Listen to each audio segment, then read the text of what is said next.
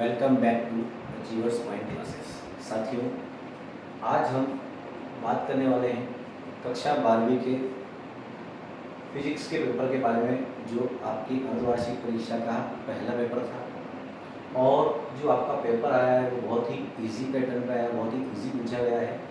आइए उसके बारे में बात करते हैं। तो सबसे पहला प्रश्न आपको जो दिया है वो दिया है प्रत्येक प्रश्न के लिए दिए गए विकल्प को, कहने का मतलब आपको सही विकल्प चुनकर लिखना है। 4 ऑप्शन दिए हैं, उसमें से आपको सही पे टिक करना है। क्या कहना चाह रहा है? पहला क्वेश्चन देखिए, ई तीव्रता वाले विद्युत क्षेत्र में Q आवेश रखने पर उस पर लगने वाला बल तो कितना होता है? ये होता है F बराबर Q इंटू ई। कितना होता है? F बराबर Q इंटू ई। जितना भी बल का मान है वो कितना आएगा? F बराबर Q इंटू ई होता है। ये कहाँ से आता है? ये आता है विद्युत क्षेत्र की तीव्रता से। क्या होता है विद्युत क्षेत्र की तीव्रता? F बटा Q नॉट। तो यहाँ से आपका F बराबर क्या लिखेंगे? Q नॉट इंटू कितना हो जाएगा? E हो जाएगा। कितना हो जाएगा? F बराबर Q E। कितना हो जाएगा? F बराबर Q E। अगला देखते हैं, अगला क्या कहना चाह रहा है? समांतर प्लेट संधारित्र की प्लेटों के मध्य वायु के स्थान पर उचालक माध्यम भरने पर उसकी धारिता में क्या परिवर्तन होता है? क्वेश्चन में क्या कहा गया है? अगर आप वायु हटा के प्लेटों के बीच अगर कोई माध्यम भर देंगे, कोई परावैद्युत माध्यम भर देंगे, तो स्वाभाविक सी बात है उसकी धारिता क्या हो जाएगी? बढ़ जाएगी। क्या हो जाएगी? बढ़ जाएगी। क्योंकि समांतर प्लेट संधारित्र की धारिता का जो व्यंजक होता है वो होता है C बराबर K A epsilon naught by D। अब आप K का मान अगर बढ़ाएंगे तो स्वाभाविक सी बात है C का मान भी क्या हो जाएगा? बढ़ जाएगा। अर्थात धारिता का मान जो है वो क्या हो जाएगा? आपका बढ़ जाएगा। नेक्स्ट क्वेश्चन के बारे में बात करते हैं। नेक्स्ट क्या कह रहा है? विशिष्ट प्रतिरोध का ऐसा ही मात्रा। तो विशिष्ट प्रतिरोध का ऐसा ही मात्रा होता है ओम इंटू मीटर। क्या होता है? Ohm into metre. विशिष्ट प्रतिरोध क्या होता है? कि किसी तार की एकांक लंबाई, कितनी लंबाई? एकांक लंबाई के प्रतिरोध को क्या कहा गया? विशिष्ट प्रतिरोध। मतलब R इंटू L कर देंगे, कितना हो जाएगा? एकांक लंबाई का प्रतिरोध। तो R का मात्रक होता है ओम, लंबाई का मात्रक क्या लिखेंगे? मीटर। कितना हो जाएगा? ओम इंटू मीटर आपका इसका आंसर हो जाता है। इसके बाद देखते हैं अगला क्वेश्चन। अगला क्वेश्चन क्या? लेंज का नियम किस पर आधारित है? तो लेंज का नियम ऊर्जा संरक्षण के नियम पर आधारित है। किसके नियम पर आधारित है? ऊर्जा संरक्षण के नियम पर आधारित है। अगला क्या कहना चाह रहे हैं? अगला क्वेश्चन देखते हैं, एक पूर्ण चक्र में प्रत्यावर्ती धारा का औसत मान कितना होता है? जब भी प्रत्यावर्ती धारा आए और पूर्ण चक्र की बात कर रहे हैं, पूर्ण चक्र में औसत मान हमेशा कितना होगा? 0 होगा। कितना होगा? 0 होगा। अगली बात करेंगे, गोलीय दर्पण की फोकस दूरी वक्रता त्रिज्या में संबंध। फोकस दूरी हमेशा वक्रता त्रिज्या की कितनी होती है? आधी होती है। कितनी होती है? आधी होती है ना। गोलीय दर्पण आप किसी भी प्रकार का दर्पण ले लें तो जो इसकी वक्रता केंद्र की दूरी इसको बोलते हैं वक्रता त्रिज्या, और वक्रता केंद्र के आधा जो होता है फोकस, उसको बोलते हैं फोकस दूरी। फोकस बिंदु की पोल से दूरी। तो क्या लिखते हैं? R बराबर लिखते हैं 2F या F बराबर लिखते हैं R/2। तो फोकस दूरी जो होती है वक्रता त्रिज्या की हमेशा कितनी होती है? आधी होती है। तो इसका आंसर कितना जाएगा? F बराबर R/2। अगली बात करते हैं। अगला आपको रिक्त स्थान दिया हुआ है। क्या दिया हुआ है? रिक्त स्थान दिया हुआ है। दो सजातीय आवेश एक दूसरे को, तो हमेशा जो एक जैसा आवेश है, सजातीय आवेश बोलो, एक समान आवेश बोलो, या दोनों धन हो दोनों ऋण हो, हमेशा क्या करेंगे? प्रतिकर्षित करेंगे। क्या करेंगे? प्रतिकर्षित करते हैं। अगला क्वेश्चन बहुत बार पूछा हुआ है, पुराने समय में बहुत बार आया हुआ है। 3 माइक्रोफेरड धारिता के 3 संधारित्र श्रेणी क्रम में जुड़े हुए हैं, तुल्य धारिता क्या होगी? चलो थोड़ा सा इसको सोल्व करके देखते हैं कि आपको C1 दे रखा है 3 माइक्रोफेरड है। आप जो है ये माइक्रोफेरड को आप माइक्रोफेरड में रख दें ताकि उत्तर भी आप में क्या आ जाएगा? आपका माइक्रोफेरड में ही आ जाएगा। अब आपका जो संधारित्र की धारिता है जब भी श्रेणी क्रम में निकाला जाता है, श्रेणी क्रम का सूत्र क्या होता है? 1/C बराबर 1/C1 प्लस 1/C2 प्लस कितना हो जाएगा? 1/C3। तो 1/C बराबर कितना हो जाएगा बेटा? 1/3 प्लस 1/3 प्लस 1/3। आप लघुत्तम ले लें, लघुत्तम कितना जाएगा? 3 1 प्लस 1 प्लस 1। तो 1/C बराबर कितना हो जाएगा? 3/3। A बटा C बराबर कितना हुआ 1, तो C बराबर कितना हो गया 1। अब प्रश्न जो था माइक्रोफेरेड में, तो उत्तर भी क्या जाएगा माइक्रोफेरेड में, तो यहाँ कितना जाएगा 1 माइक्रोफेरेड उत्तर आएगा। ऐसे ही अगर 4 माइक्रोफेरेड के 4 होते हैं तो भी 1 उत्तर आता है, 5 माइक्रोफेरेड के 5 संधारित्र होते हैं श्रेणी क्रम में तो भी कितना उत्तर आता है 1। तो क्वेश्चन को देखना है और सोल्व कर लेना है, बहुत ही इजी क्वेश्चन होता है, थोड़ा सा उसको देखना है और सोल्व करके आपको आंसर लगाना है। तो देखो अगला क्या कहना चाह रहा है, अगला देखिए, अगला जो आपका रिक्त स्थान है, विद्युत धारा संबंधी किरचॉफ का नियम किस पे संरक्षित, ये आवेश संरक्षण पे संरक्षित। क्या होता है किरचॉफ के नियम में हमेशा क्या होता है आवेश संरक्षित होता है। क्या संरक्षित होता है आवेश, क्यों, क्योंकि किरचॉफ का नियम क्या है समेशन I बराबर क्या 0, किसी भी संधि पर मिलने वाली समस्त धाराओं का बीजगणितीय योग कितना होता है 0 होता है। अगर 0 है तो क्या लिखेंगे I क्या होता है आवेश में प्रवाह की दर, dq बटा dt बराबर कितना 0, तो dq बराबर dt 0 में चला जाएगा 0, तो q बराबर क्या जाएगा नियत राशि, मतलब आवेश में परिवर्तन को 0 बताया गया, तो आवेश क्या रहेगा नियत, नियत कहें या संरक्षित कहें एक ही बात है। अतः आपका उत्तर क्या आएगा विद्युत धारा संबंधी किरचॉफ के नियम में क्या संरक्षित होता है आवेश हमेशा संरक्षित होता है।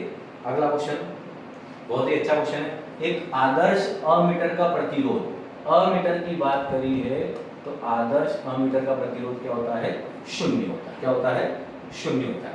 अमीटर कैसे बनाया जाता है, अमीटर बनाने के लिए एक धारा मापी लिया, उसके समांतर क्रम में अल्प प्रतिरोध का तार जोड़ देते हैं, इसका प्रतिरोध क्या हो बहुत ही अल्प है ना, तो अल्प प्रतिरोध के तार को शंट कहते हैं। तो अल्प प्रतिरोध का तार जोड़ दिया जाता है जिसे शंट कहते हैं, उस शंट को जोड़ने पर क्या बनता है आपके पास अमीटर, तो सबसे अल्प आदर्श मतलब जो बहुत अच्छा कार्य करे, सबसे कम प्रतिरोध कितना होता है तो सबसे कम 0 को माना गया, इसलिए क्या किया लिखा जाता है आदर्श अमीटर का प्रतिरोध क्या होता है 0। इसी के साथ एक प्रश्न और आता है उसी बात कि आदर्श वोल्टमीटर का प्रतिरोध, तो वो होता है उच्च, और उच्च कितना होता है तो अपने को नहीं पता उच्च कितना हो सकता है, तो कहेंगे अनंत कहते हैं ना, क्या कहते हैं अनंत कहते हैं।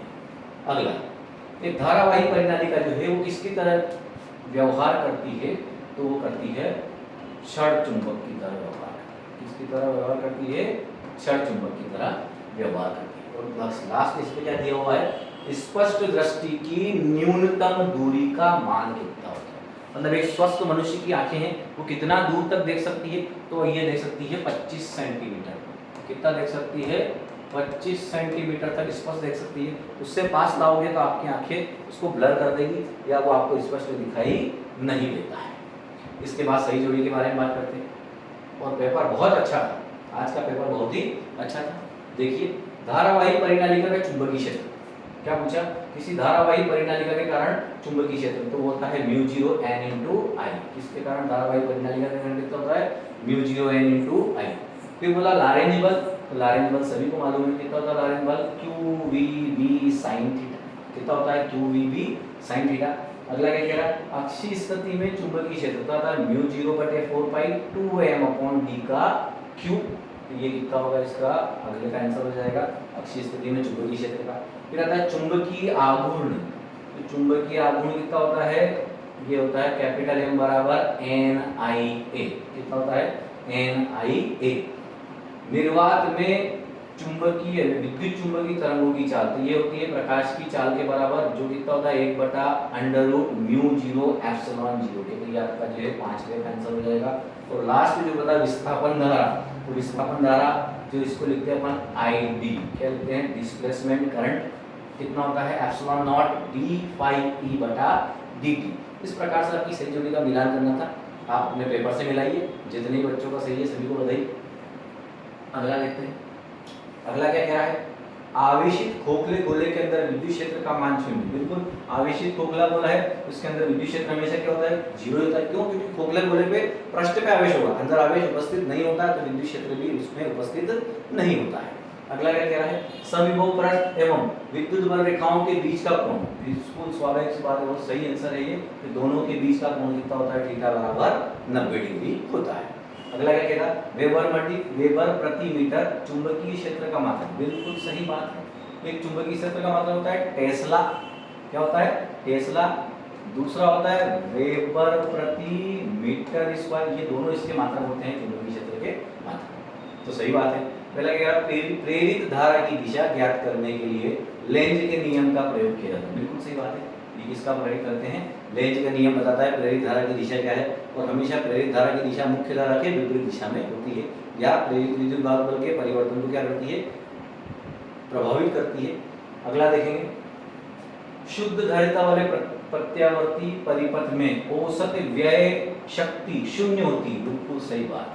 आप यहाँ शुद्ध धारिता लें या शुद्ध प्रेरकत्व लें, दोनों परिपथ ऐसे होते हैं जिसमें औसत शक्ति व्यय हमेशा क्या होता है, शून्य ही होता है। अगली बात करते हैं। अगला क्या कह रहा है आपका प्रश्न, एक शब्द या एक वाक्य में उत्तर दीजिए। दे देते हैं। क्या कहना चाह रहा है, समांतर प्लेट संधारित्र की धारिता का सूत्र। अभी पूछा, अभी इससे पहले ही बताया आपने, C बराबर कितना होता है बेटा, Ka एप्सिलॉन 0 बटा D। तो कितना होता है, Ka एप्सिलॉन 0 बटा D। विद्युत शक्ति का मात्रक कितना होता है, तो किसी कार्यकर्ता के कार्य करने की दर को शक्ति कहते हैं। शक्ति का मात्रक होता है वाट। क्या होता है, वाट, या इसको लिख सकते हैं जूल प्रति सेकंड। क्या लिख सकते हैं, जूल प्रति सेकंड। इसको W से प्रदर्शित करते हैं, कैसे करते हैं, W से। चुंबकीय आघूर्ण की दिशा, चुंबकीय द्विध्रुव होता है N और S, तो उसके आघूर्ण की दिशा क्या होती है, हमेशा चुंबकीय आघूर्ण की दिशा होती है S से N की ओर। क्या होती है, S से N की ओर। स्वप्रेरकत्व का ऐसा ही मात्रक, तो ऐसा ही मात्रक होता है हेनरी। क्या होता है, स्वप्रेरकत्व का ऐसा ही मात्रक हेनरी से कैपिटल H से दर्शाते हैं। और जो लास्ट वन है, दिष्ट धारा की आवृत्ति का मान, क्या होता है, दिष्ट धारा की आवृत्ति का मान कितना होता है, शून्य होता है, क्योंकि दिष्ट धारा का मान एक समान होता है, बदलता नहीं है। जहाँ बदलेगा वहाँ आवृत्ति निकाली जा सकती है। जैसे कि प्रत्यावर्ती धारा का मान न्यूनतम से अधिकतम और अधिकतम से न्यूनतम की ओर बदलता रहता है, तो उसकी आवृत्ति अपन निकाल सकते हैं। दिष्ट धारा की आवृत्ति हमेशा कितनी आएगी, शून्य ही आएगी। इस प्रकार से आपके सारे ऑब्जेक्टिव हैं, हमने हल करा दिए हैं। आप इसको मिलाइए और जो गलती हुई है उसको आप वापस से पढ़ें, अध्ययन करें, हमारे साथ जुड़ें। आपको हमारे साथ हमारे चैनल पे सभी पाठों के ऑब्जेक्टिव्स मिलेंगे, शॉर्ट आंसर टाइप क्वेश्चन मिलेंगे, और साथ ही न्यूमेरिकल्स भी आपको देखने को मिलेगा। हालांकि इस पूरे पेपर में एक भी न्यूमेरिकल नहीं पूछा गया है, लेकिन जो बोर्ड का एग्जाम होगा उसमें आपको न्यूमेरिकल्स जरूर देखने को मिले हैं। प्रतिवर्ष मिलते हैं, इस वर्ष भी मिलेंगे।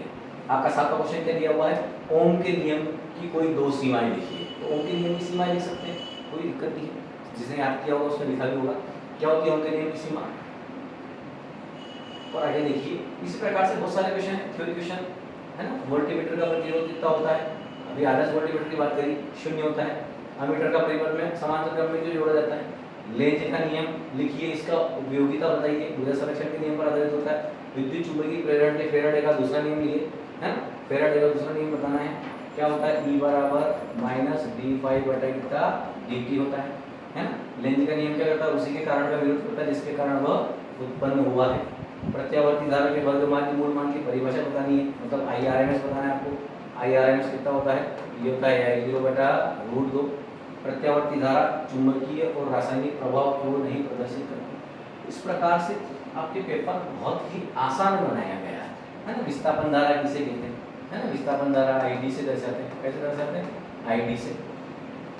एप्सिलॉन 0 कितना होता है, d5 बटा dt। विस्थापन एक्स किरणों के गुण बताना है, इसके उपयोग बताना है। पूर्णांतरिक परावर्तन की शर्तें बतानी है। अवतल दर्पण को पानी में डुबाने पर उसकी फोकस दूरी क्या होती है, घटती है बढ़ती है, ये बताना था। विद्युत द्विध्रुव के कारण अच्छी स्थिति में किसी बिंदु पर विद्युत क्षेत्र की तीव्रता। अगला प्रश्न था, किसी विद्युत क्षेत्र में स्थित बंद पृष्ठबंध व्यास की प्रमेय को लिखना और सिद्ध करना था। फिर आपका जो सबसे बहुत बार पूछा हुआ प्रश्न, अनुगमन वेग किसे कहते हैं, विद्युत धारा के संबंध में उसे दर्शाना था। किरचॉफ के नियम से वेट-स्टोन स्थिति को समझाना था। अगला जो पूछा गया था बायो सावर्ट का नियम, मोस्ट टाइम क्वेश्चन आपके पास था। एम्पियर का परिपथी नियम, अनुचुंबकीय प्रतिचुंबकीय लोह चुंबकीय पदार्थ बताना था। निरक्षीय स्थिति बतानी थी चुंबक वाली। संधारित्र में समांतर प्लेट संधारित्र की धारिता का व्यंजक बताना था। किसी बिंदु आवेश के कारण विद्युत विभव, लंबी परिनालिका का स्वप्रेरकत्व, अन्योन्य प्रेरण किसे कहते हैं, स्वपरिनालिका के अन्योन्य प्रेरकत्व के बारे में आपको बताना है। इसके बाद जो बड़े क्वेश्चन थे, ट्रांसफार्मर बताना था, सिद्धांत, प्रकार और ऊर्जा क्षय। 4 प्रकार का ऊर्जा क्षय होता है इसके अंदर, ताम्रानी, लोहानी, क्षेत्रीय हानि और चुंबकीय फ्लक्स हानि। इसके बाद LCR परिबल है ना, ध्यान से देखिए, फेजर आरेख बार बार पूछा जाता है। विद्युत परिपथ, फेजर आरेख, प्रतिबाधा, कालांतर। और ये प्रिज्म के लिए अपवर्तनांक का सूत्र होता है म्यू बराबर sign A plus del A बटा 2 साइन ए बटा 2। और एक लेंस निर्माता का सूत्र होता है 1 बटा f बराबर mu minus 1 1 upon r minus 1 upon r। इस प्रकार से आज का आपका अर्धवार्षिक परीक्षा का पेपर था।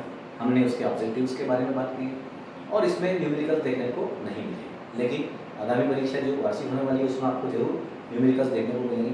तो जिन साथियों ने चैनल को सब्सक्राइब नहीं किया है वो सब्सक्राइब करें, जो नए हैं, ताकि उनको आगामी आने वाले वीडियोस निरंतर मिलते रहें।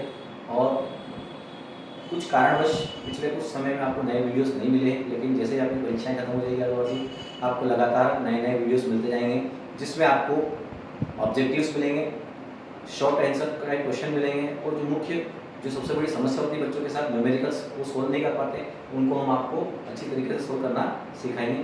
साथियों धन्यवाद और देखते रहिए अचीवर्स पॉइंट क्लासेस।